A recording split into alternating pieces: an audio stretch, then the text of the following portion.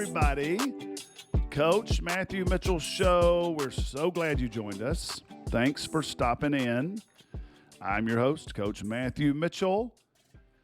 And I want to start out with a clarification from a recent podcast that I was concerned that I had offended Taylor Swift fans with some comments that I made about being sick of listening to Taylor Swift every morning as I take the girls to school.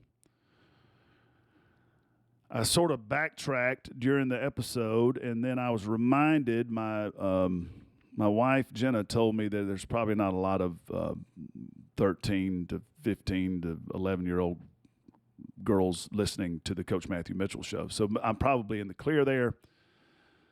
But we don't want this to be a real controversial show. So, I mean, I'm not trying. I still have a ton of respect for what Taylor Swift's producing, I guess, in with her tour. And we certainly contributed to that. And the girls love it. And so good for them. But I think I may be in the clear, and I do want to just lead with the first winning tool of honesty, and I'm sick of listening to it, and I can't take any more. So that is my full position. I'm sorry I backtracked on that last time. That was not a lot of discipline there. That's the third winning tool, discipline. The middle one's hard work. Honesty, hard work, discipline, that's what we teach in the winning tools. And that's how we can come into your life and into your business and help you perform at your full potential. And that's what we love to do. And so we are coaching, we are speaking, coaching, writing, and we would love for you to visit CoachMatthewMitchell.com, and you can find out everything that we are up to there. And you can schedule a call, and we can get on and see how we can help you and help your leadership. And so this episode, we want to talk about something that I believe is pretty common with high achievers and with high-level leaders. And you would think that it wouldn't be that common, but it actually is. And I want to ask you this question. Do you ever doubt yourself and your leadership making ability at crucial times?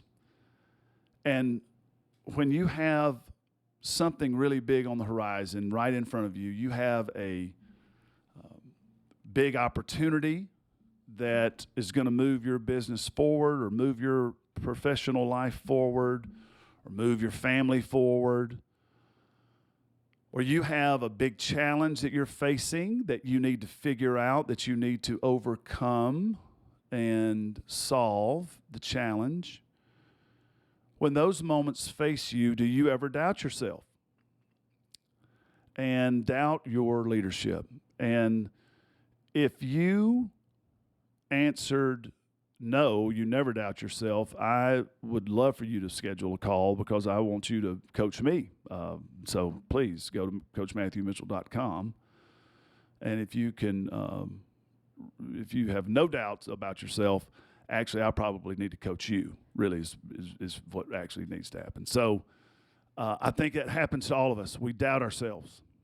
And where that comes from for me is the way I was wired just from my background and my journey through life early on is I was motivated by a fear of failure. And that was something that really drove me, and I wanted to be successful. My parents, talked about them before, John and Carol Mitchell, wanted us to do our best.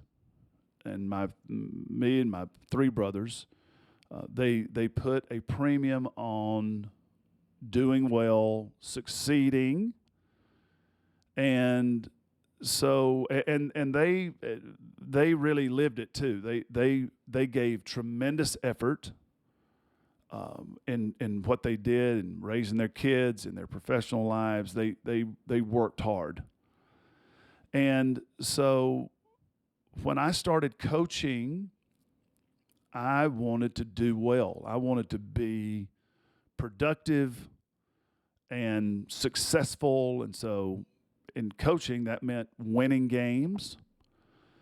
And one of the great things that happened to me was I've told the story before about how my high school coach, Farrell Rigby, inspired me to get into coaching. So I was struggling, was trying to make money. I thought that was success. I was struggling, could not find my way. He encouraged me to enter the coaching field, and that right away I knew was something that I could work toward and possibly enjoy doing and be successful. But it was a very funny thing that happened. I had a choice when I went to work for Coach Rigby. I worked for him as an assistant, and so then he said, "Hey, you need to go out and be a head coach and learn how to do this and stand on your own 2 feet, spread your wings and fly." And so I ended up with 2 choices of job opportunity, and one school was in Mississippi growing up we called a city.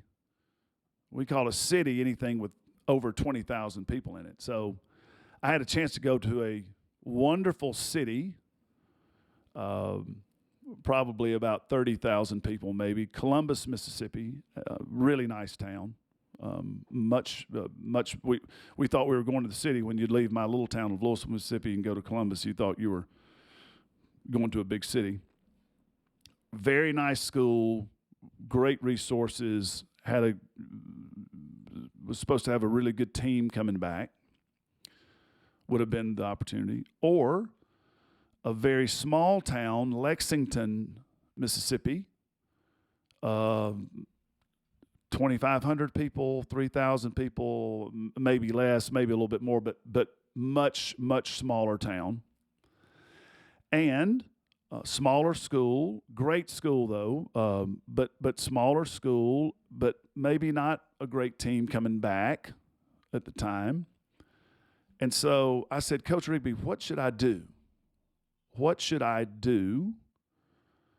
Which choice should I make?" And so to me, the obvious choice was go to Columbus, go to the nicer town, the bigger town, a little bit more happening. And he's like, "You know what? I think you should go to Lexington. I think that's going to be the better opportunity for you." And so I made that decision. And let me tell you, it was really, really tough. I thought that I would get into coaching. I'd kind of figure it out, learn, how to do it, be a huge success, and sort of fast track my way to coaching the Los Angeles Lakers. That was what was in my brain at the time. I said, "This will be no problem. I'll figure it out. And one of these days, I'll be coaching the Lakers." Loved Pat Riley, loved Showtime back in the '80s. Magic Johnson, James Worthy, Michael Cooper, Kareem Abdul-Jabbar, Kurt Rambis, all of that team. Loved the Lakers, and so I kind of thought I would be on the fast track and go coach the Lakers. So I got to Lexington, Central Holmes Christian School, and I got kind of smacked right between the eyes with the reality. And I learned very quickly a couple of things. One was I had no idea what I was doing, and 2, I was not going to coach the Lakers, certainly anytime soon. I was just hoping and praying I could keep my job there, and that was dicey on certain days. And that's another. I have to tell some good stories from that time in my life. Ended up being a real blessing, because had I gone the easier route and the more established team, I would not have learned the lessons that I learned in a real difficult situation where we didn't have a ton of talent. We had tremendous, tremendous kids. The players that I coached the first 2 years, they worked so hard, but they were being coached by someone who didn't have any idea what he was doing. None.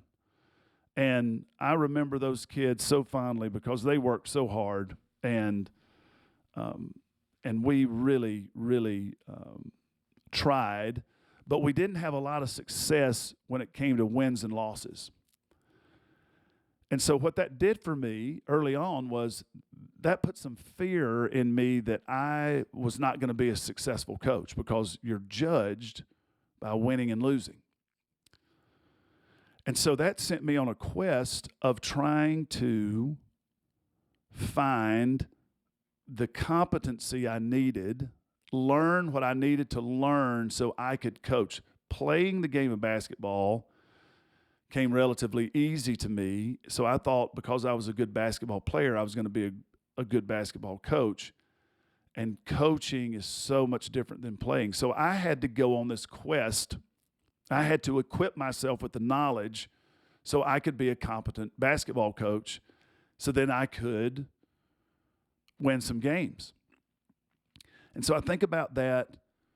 Had I judged my success, probably the only way I could judge my success at that time, with my level of experience and knowledge of what success was, had I started out winning a bunch of games, I would have maybe had the thought that I knew what I was doing because the results were coming in and I was winning basketball games. So I'm so grateful for the reality of, or for my limited viewpoint at the time. When we don't have experience and we don't have competency, our view of success is very limited. And so I'm grateful that I didn't have that early success, wins and losses, because it set me on a path of learning and understanding that acquiring competency is very important. So now that created some doubt in my process, and so that fear of failure, or that fear of not knowing what I needed to know, that was healthy at the time because it spurred me on to go acquire what I needed to acquire.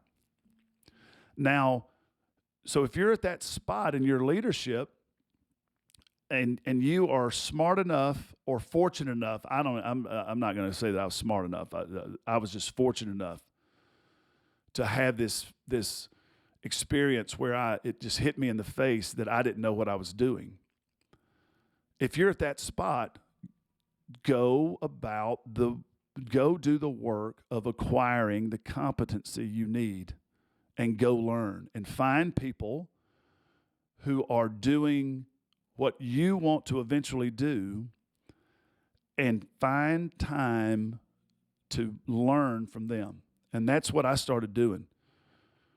I started going to every coach that was having success. And so at the time, when I realized I was a long way from coaching the Lakers, so I was not going and learning from, I think Phil Jackson was the Lakers. No, he was still with the Bulls at that point in time. I don't know who was coaching the Lakers at that time, but instead of going and sitting with them, I was just hoping I could become a successful high school basketball coach. So I started going and sitting with very successful high school basketball coaches. And I think some of the people that took time to spend with me and teach me, they're now Hall of Fame coaches in the state of Mississippi. But I think about people like Jan Sojourner, who is still coaching at Jackson Academy in Jackson, Mississippi, Derwin Carpenter, Bobby West, Mary and Les Triplett. These people just spent hours with me talking and teaching. I think about Coach Sharon Fanning at the time was at Mississippi State, and I would coach and work at her summer camp. And I can remember she stayed in a gym with me one time from like 5 in the afternoon till 10:30 at night, and she just gave her time to me and I'm just so grateful that those people helped me start on this path of acquiring the competency and learning what I needed to learn. So go do that. Go find people and do that. Now, what I want to talk about is the leaders who are doubting themselves, and you have a track record, and you need to actually convert that doubt into belief. You need to believe, you need to have a mindset of belief that you can get this done. And so when you doubt yourself, how do I go from doubt to belief? And so I'm going to give you 3 questions you need to ask yourself to convert doubt to belief. So the number one question, when we have a big challenge to solve, or we have a big moment of where we have to produce and perform, and you're doubting yourself, I want you to ask yourself, first of all, do I have the talent to get this done? All right? Do I have the talent? Do I have the giftedness to get this done? And so one of the things that you need to ask yourself there is, if I didn't have the talent, I wouldn't be in position to make this sale, to produce this result, to perform at a high level. I really wouldn't be in this position if I didn't have the talent. So if I'm getting ready for, I just made, had a great keynote speech I made to a group of, that in an industry that I'd never spoken to before. And so I start to go through the process, and, is my message going to resonate? You start asking all these doubting questions. And so I know that I need to believe in my message, and I need to go perform this keynote speech for these people, and I need to do a great job, and I need to deliver. I've been hired to deliver it, and I need to deliver it. So I have to ask myself the question, do I have the talent to go and deliver this speech? And so I do. If I talk negatively to myself, I am being dishonest about what I have the talent to do. Now, do I have the talent to go fix a car engine if the check engine light comes on? Do I have the talent to do that? I do not. I do not. Now, if we wanted to have a really fun episode of the Coach Matthew Mitchell Show, we could bring Jenna on and let her tell you all of the things that I do not have the talent to do. There's a lot of areas in my life that I am lacking talent.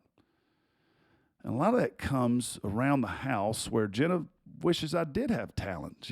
For some reason, Jenna wants me to be able to fix things.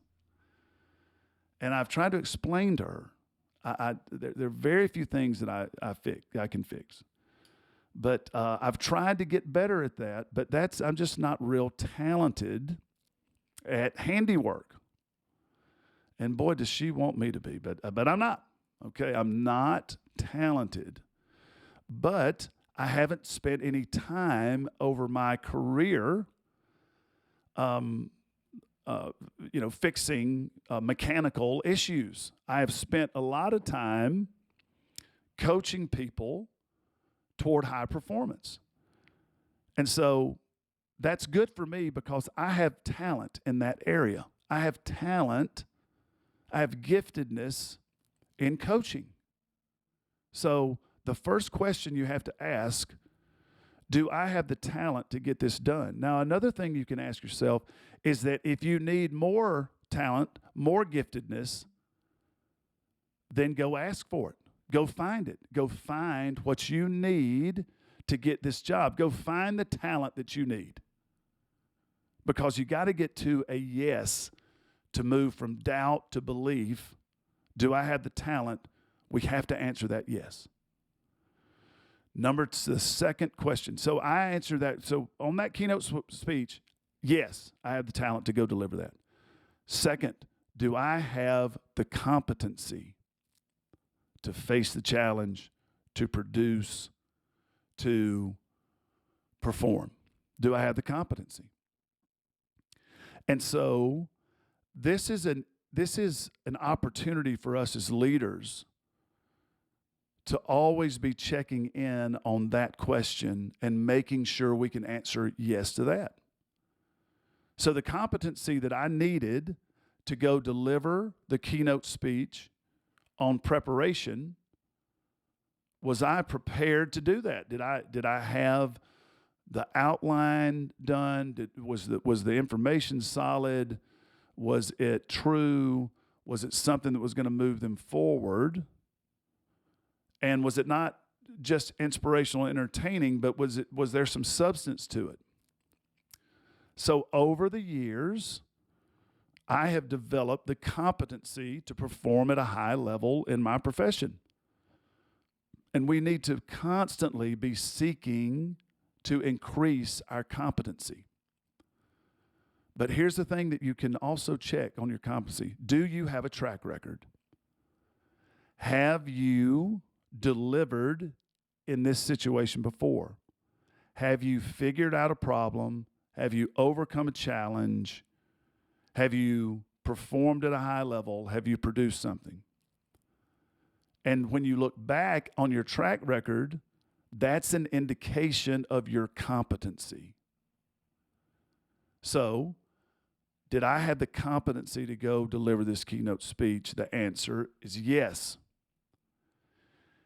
If at any point in time I needed to increase that, then go get it. Just what we were telling the young emerging leader, go get it. You can increase your competency.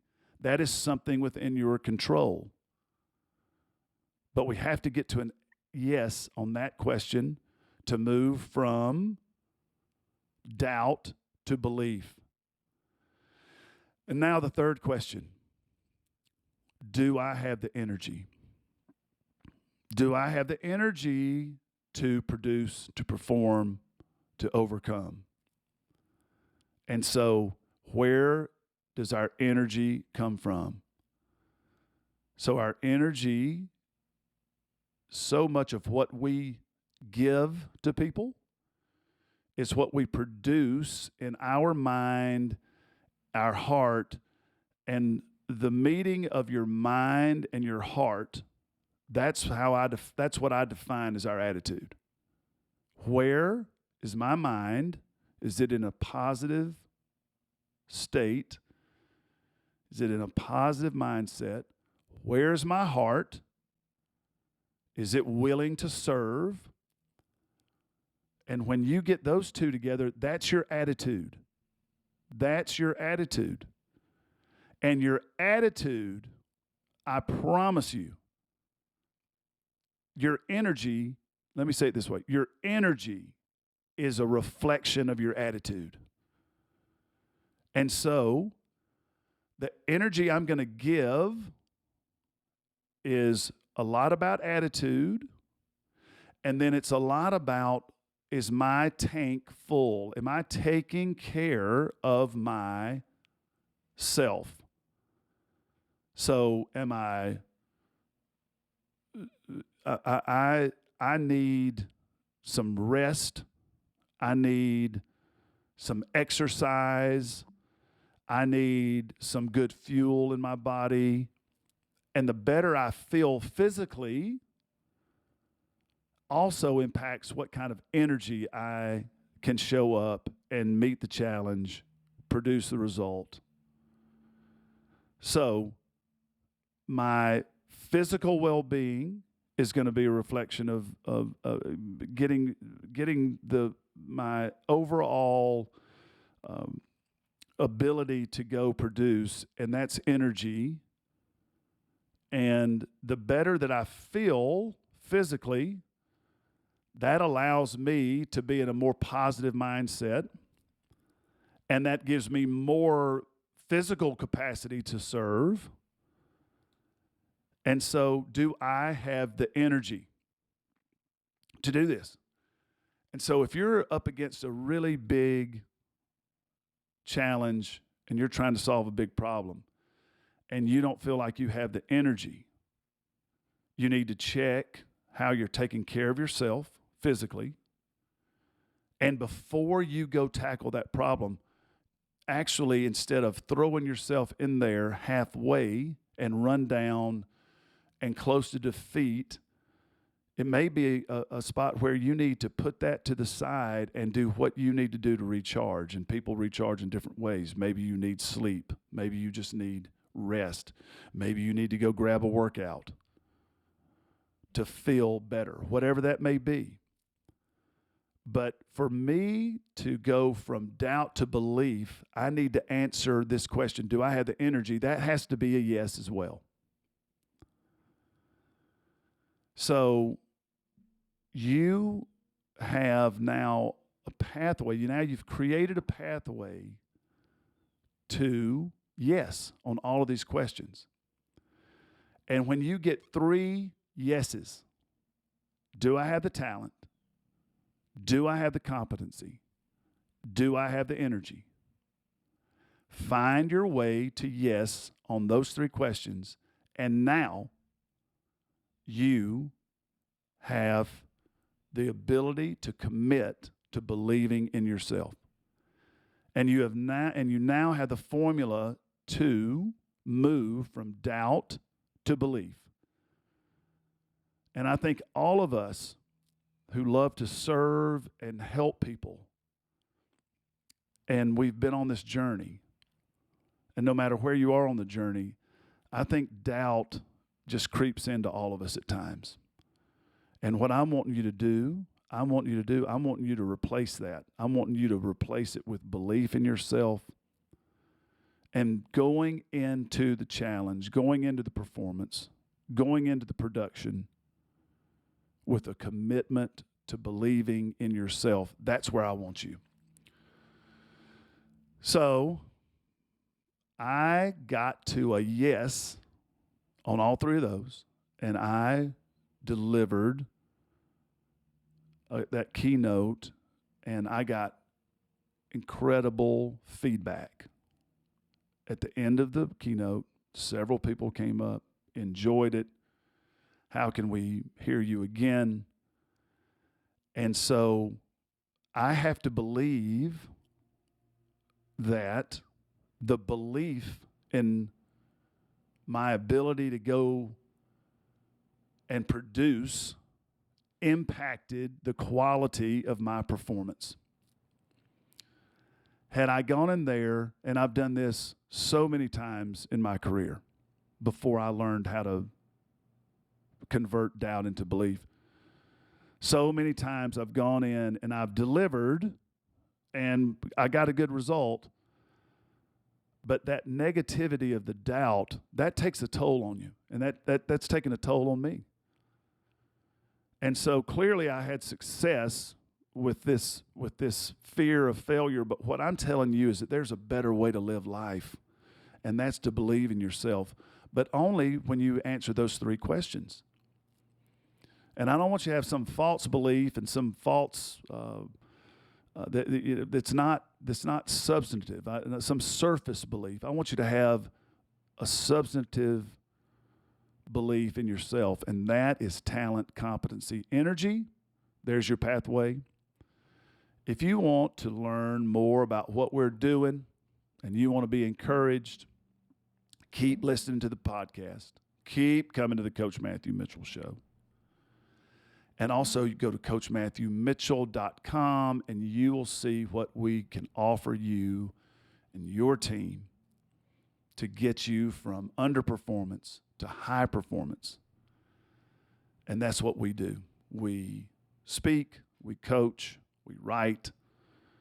And so please visit us there and keep coming back every time. Come back and be with us. Love it when you do. Wishing you all the best. Wishing you get to those 3 yeses. You have the talent. You have the competency. You have the energy. Find a way to 3 yeses and watch your belief help you launch into the stratosphere of your success.